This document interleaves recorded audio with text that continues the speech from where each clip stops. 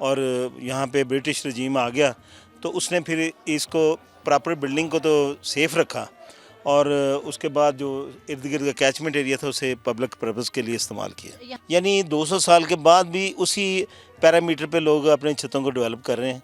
तो ये उस ज़माने की बनी हुई, ये मेटल से बनी हुई थी और बिल्कुल इसकी चमक जो है ना सोने की है। बादशाह साहिबान का जब मूड होता था तो इधर बैठ के वो इलाके का भी नज़ारा करते थे और वैसे भी रिक्रिएशन के लिए उनके लिए स्पेशल जगह थी।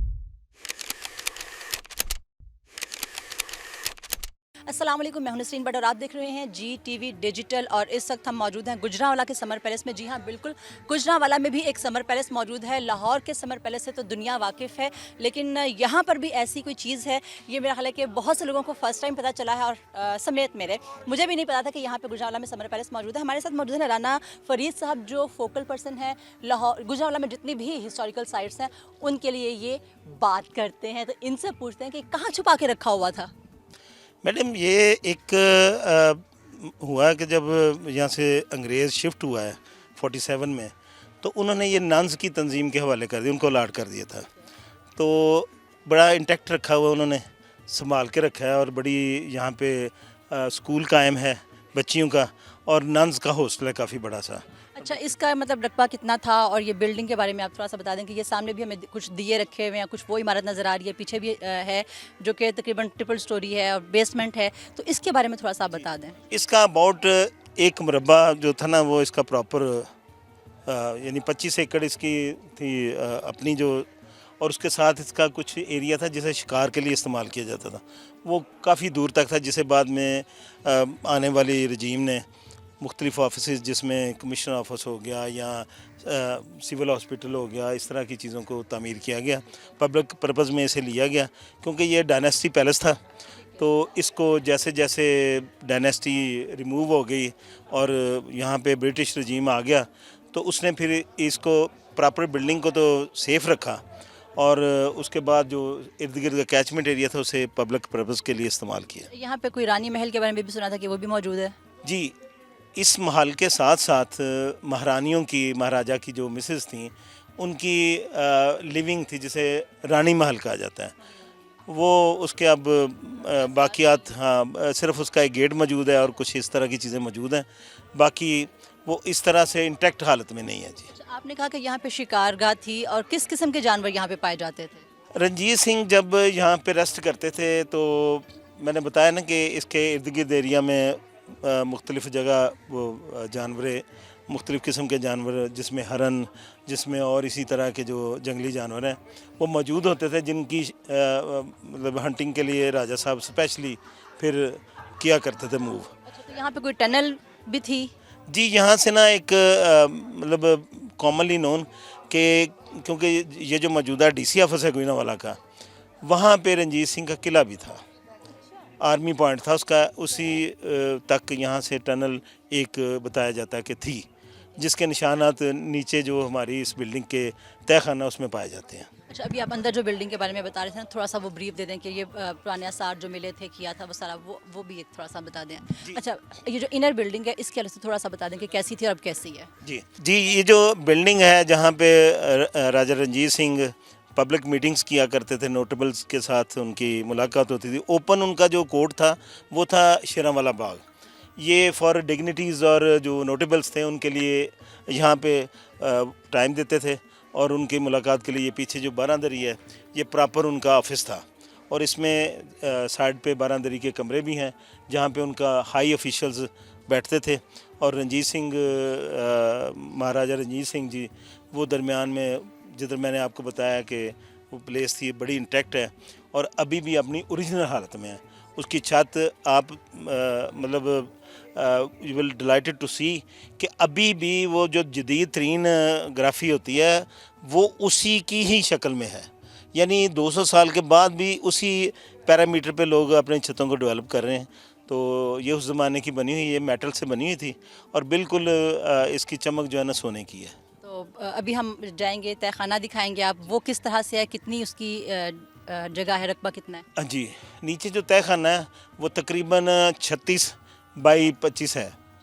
तो उसमें साइड पे दो जैसे इनके मुसाहिब होते हैं जो असिस्टेंट होते हैं, तो दरमियान में रंजीत सिंह का रूम है।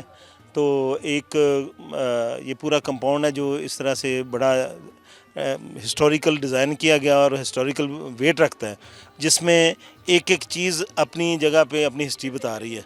जैसे मैं अभी आपको दिखाता हूँ तो आप ख़ुद मुलाजा कर लीजिए। चलिए जी, तहखाने में हम चलते हैं और देखते हैं कि वहाँ पे तारीख के कौन से आसार हमारे मुंतज़िर हैं।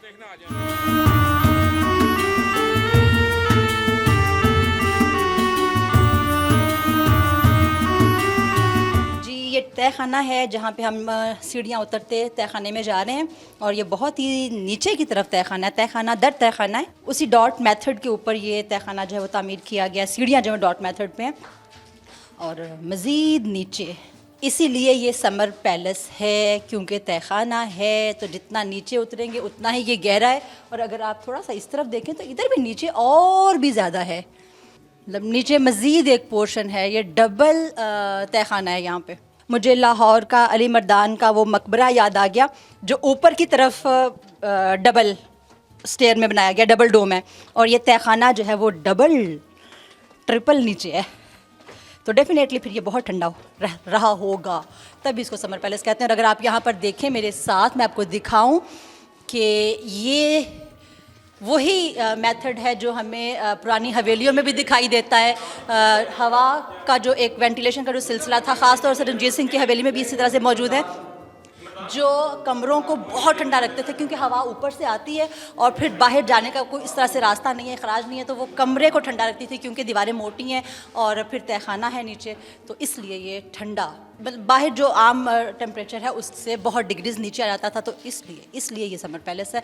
लेकिन लाहौर का जो समर पैलेस है वो दरिया के किनारे होने की वजह से ज़्यादा ठंडा था। यहाँ से जो हवा आती थी, आप देख सकते हैं यहाँ पे कि ऊपर रोज़न हैं बहुत छोटे छोटे बनाए के, जहाँ से हवा छन के आती। और यहाँ पे भी मुख्तलिफ चैम्बर्स हैं जो डेफिनेटली रंजीत सिंह और उसकी महारानियों के लिए इस्तेमाल किए जाते रहे।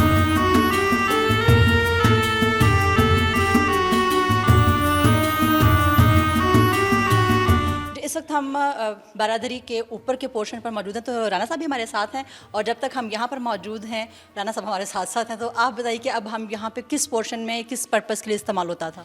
ये जो डायनेस्टी हाउस है, इसकी अपर पोर्शन की इस वक्त आपको विज़िट करवाई जा रही है, और ये उसी तरह से जैसे बिल्कुल नीचे है उसी तरह से डिज़ाइन किया गया था।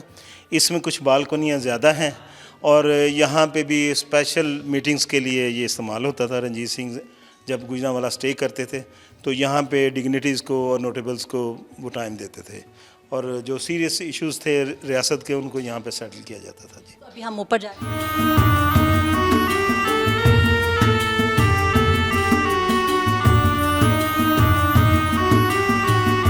टॉप फ्लोर पर हम आ चुके हैं। टॉप तो वैसे नहीं है, अभी ऊपर भी है, लेकिन मेरे ख्याल है वहाँ पे सीढ़ियाँ नहीं है। सीढ़ियाँ ऊपर छत की नहीं है, लेकिन सीढ़ियों का है ऊपर एक टॉप है, ये जो आपकी राइट साइड पे नज़र आ रहा है। अच्छा, ये मुझे चारों अतराफ जो है ये कुर्सियाँ टाइप, कुछ सोफ़ा टाइप चीज़ नज़र आ रही है, ये क्या है? यहाँ पे ये जैसे आराम चेयर होती है ना, ये उसमें उस चीज़ का एक अरेंजमेंट थी यहाँ पे। जी, अच्छा, यहाँ पे सिटिंग होती थी? हाँ, ये सिटिंग प्लेसेस हैं।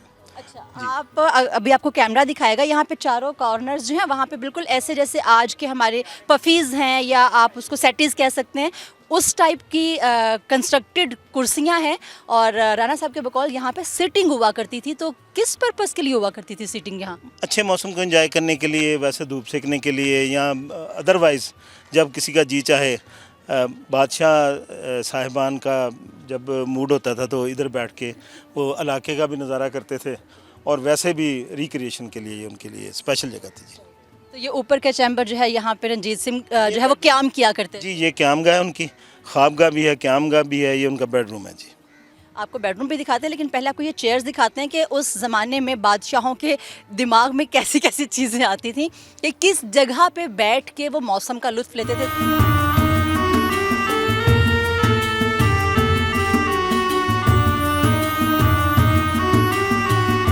अभी आपने वो चेयर्स देखी हैं, मैं आपको एक और चीज़ यहाँ पर दिखा दूँ। ये दीवारों के साथ साथ जो है ऊपर चारों अतराफ में कुछ सुराख हैं, होल्स हैं रेक्टेंगुलर। बताया जा रहा है कि यहाँ से गन जो है वो फायर की जाती थी, इसको गन पॉइंट कहते हैं। अब वो देखिए, लेकिन मैं अभी कोशिश करूँगी उस चेयर पे बैठने की।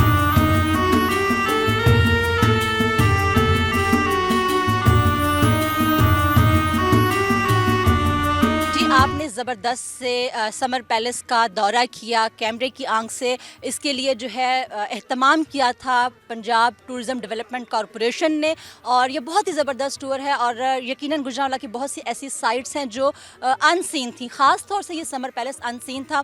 और ये जिस जगह पर मौजूद है, मेरा ख्याल है कि आम पब्लिक के लिए इतनी आसान एक्सेस भी नहीं है। शायद यही वजह है कि हमारा अपना ताल्लुक़ गुजरांवाला से होने के बावजूद भी इस जगह को मैं बिल्कुल नहीं जानती थी।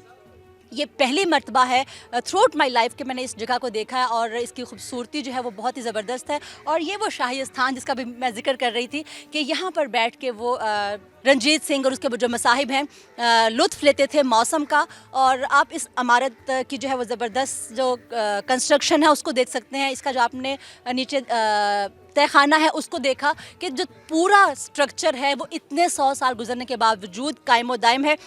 तो यकीनन यहाँ की जो ज़िलाई इंतज़ामिया है गुजरांवाला की, वो भी लायक तहसीन है कि उन्होंने इस हेरिटेज को संभाल रखा है। और ये मेरा अपना एक अदना सा ख़याल है कि इतनी ज़बरदस्त जगह को जो है वो टूरिस्ट के लिए ओपन होना चाहिए है, फ्रीली ओपन होना चाहिए। अभी इंतज़ामिया का कहना यह है कि अगर डीसी ऑफिस से परमिशन ली जाती है तो आम पब्लिक जो इसको भी देख सकते हैं, लेकिन मेरा ख्याल है कि इसको पब्लिकली ओपन होना चाहिए, क्योंकि ये ऐसा हेरिटेज है गुजरांवाला का जो यकीनी तौर पे जो हमारी टूरिज़्म है उसकी प्रमोशन में अपना भरपूर किरदार अदा कर सकती है। अगर कभी आपको मौका मिले तो लाहौर के समर पैलेस के साथ साथ गुजरांवाला का समर पैलेस है वो भी ज़रूर देखिए, आपको यकीनन ये बहुत फैसिनेट करेगा। गुजरांवाला की प्रमोशन में, गुजरांवाला की टूरिज़्म में अपना किरदार अदा कीजिए। आइए गुजरांवाला देखिए, इसको एक्सप्लोर कीजिए, यकीनन बहुत सी चीज़ें आपको देखने को मिलेंगी। अपनी मेज़बान नसरीन भट्ट और कैमरामैन सुनील जावेद को दीजिए इजाज़त। अल्लाह हाफ़िज़।